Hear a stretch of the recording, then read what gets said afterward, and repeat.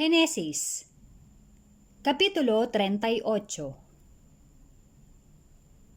At nangyari ng panahong yaon na humiwalay si Huda sa kanyang mga kapatid at nagdaan sa isang Adulamita na ang pangalan ay Hira. At nakita roon ni Huda ang anak na babae ng isang Kananeo na tinatawag na Sua. At kinuha niya at kanyang sinipingan. At naglihi at nanganak ng lalaki at tinawag niya ang kanyang pangalang At naglihi uli at nanganak ng lalaki at tinawag niya ang kanyang pangalang Onan. At muling naglihi at nanganak ng lalaki at tinawag niya ang kanyang pangalang Sela. At si Huda ay nasa Chezib nang siya'y manganak. At pinapag-asawa ni Huda si na kanyang panganay, at ang pangalan niya ay Tamar.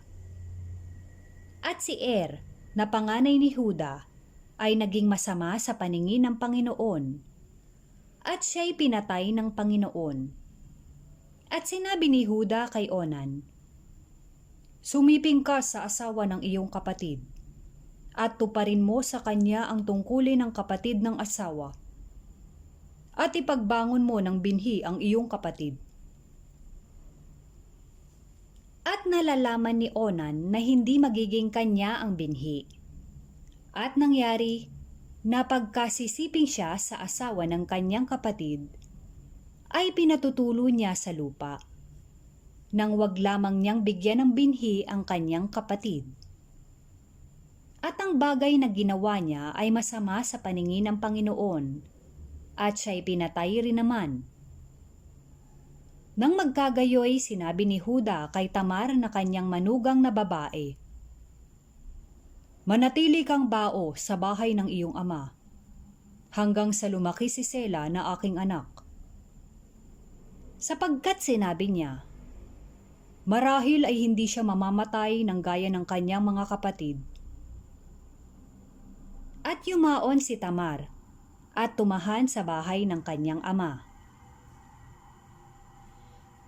At nagdaan ang maraming araw at namatay ang anak na babae ni Sua, na asawa ni Huda. At nag-aliw si Huda at umahon sa Timnat sa mga manggugupit sa kanyang mga tupa. Siya at ang kanyang kaibigang si Hira na Adulamita.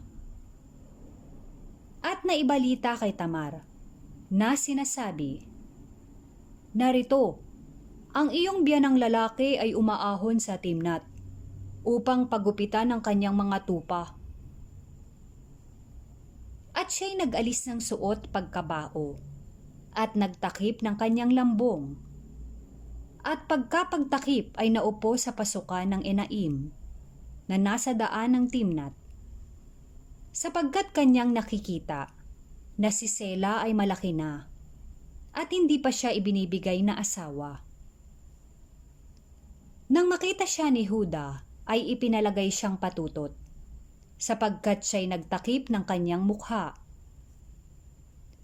At lumapit sa kanya sa tabi ng daan at sinabi, "Narito nga, ipinamamanig ko sa iyo na ako'y pasipingin mo sa iyo." Sapagkat hindi niya nakilalang kanyang manugang. At kanyang sinabi, "Anong ibibigay mo sa akin sa iyong pagsiping sa akin?" At kanyang sinabi, "Padadalhan kita ng isang anak ng kambing na mula sa kawan." At kanyang sinabi, "Bibigyan mo ba ako ng sangla hanggang sa maipadala mo?" At kanyang sinabi, "Anong sangla ang ibibigay ko sa iyo?"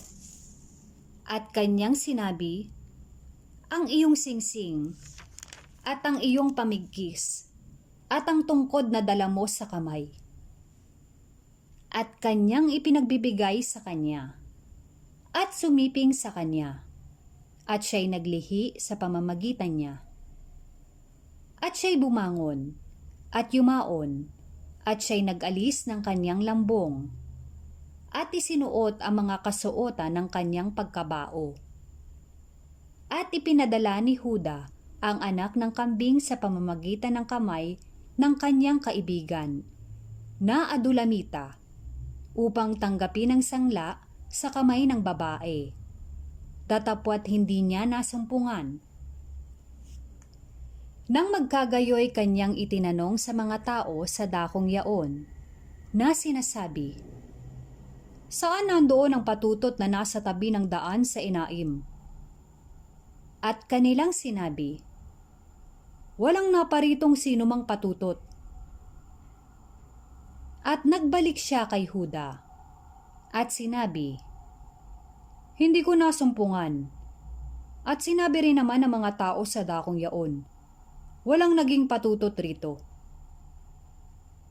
At sinabi ni Huda, "Pabayaang ariin niya, baka tayo'y mapahiya. Narito, aking ipinadala itong anak ng kambing at hindi mo siya nasumpungan."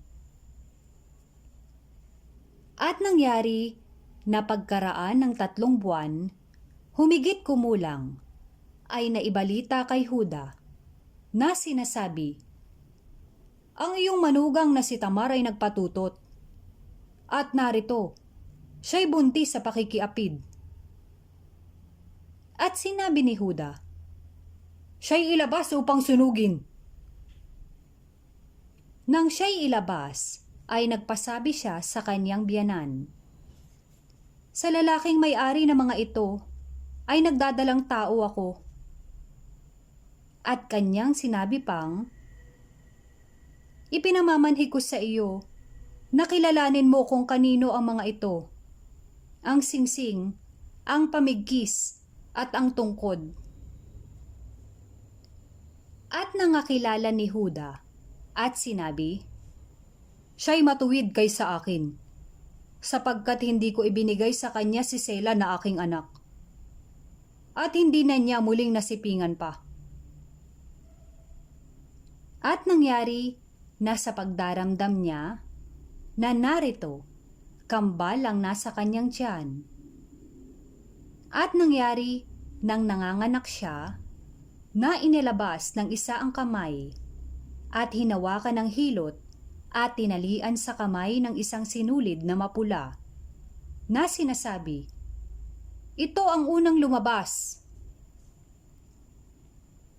At nangyari na pagkaurong ng kanyang kamay, na narito, ang kanyang kapatid ang lumabas. At kanyang sinabi, "Bakit nagpumiglas ka?" Kaya tinawag ang pangalan niyang Fares. At pagkatapos ay lumabas ang kanyang kapatid, na siyang may sinulid na mapula sa kamay, at tinawag na Zara ang kanyang pangalan.